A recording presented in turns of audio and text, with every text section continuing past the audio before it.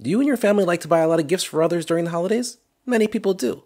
But if you're like most people, you probably took on some debt to pay for those gifts. A recent study found out that the average American took on over $1,300 to pay for those gifts. That's not a small number.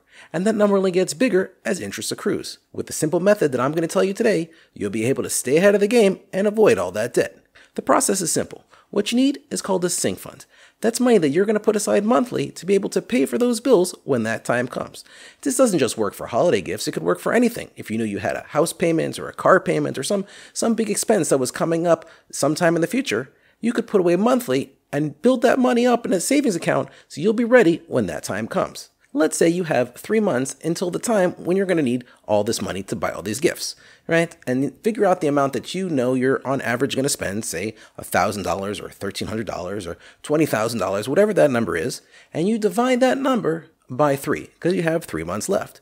And whatever the amount that comes out, the answer there, you're going to take that and you're going to put that amount away each month so you're ready when that time comes. So if you had $1,000 that you're going to have to spend, and you know that you got 3 months left, so you divide 1,000 by 3, and that's $333 that you're going to put aside in a bank account, so you're ready when it comes time to giving gifts. If you start earlier in the year, when you have 5 months or 6 months or even 12 months, you can put away a lot less money each month to be ready when that time comes. It might be difficult to put that money away now, but if it's so difficult, you probably shouldn't be spending all this money on gifts. Because even if you're taking on debt to do this, you're going to have to pay that off eventually. So no matter how you look at it, having a sink fund to save money for your big expense is going to be better than debt every single time.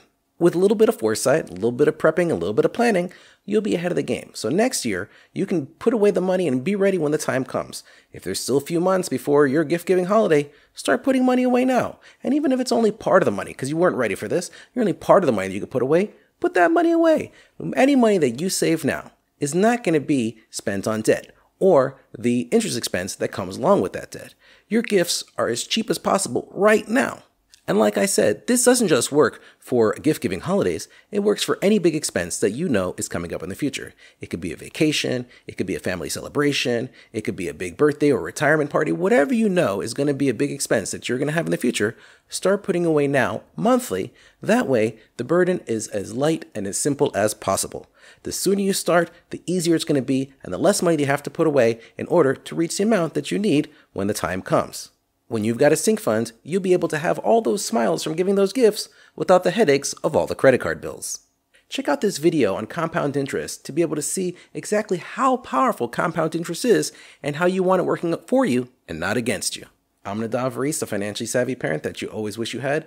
Let me be the first to wish you happy holidays, and with your sink funds, it'll be much happier when you're not burdened with credit card debt.